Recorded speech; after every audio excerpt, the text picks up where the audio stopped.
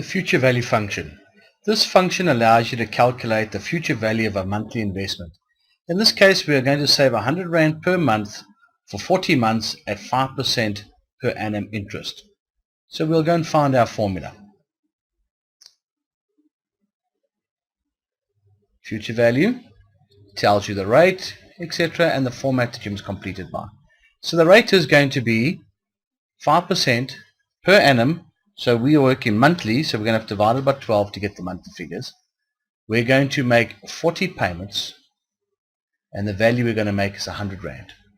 And it's already telling you that the value will be 4,342 Rand and 83 cents. The reason it's showing a minus is because we're talking about cash flow.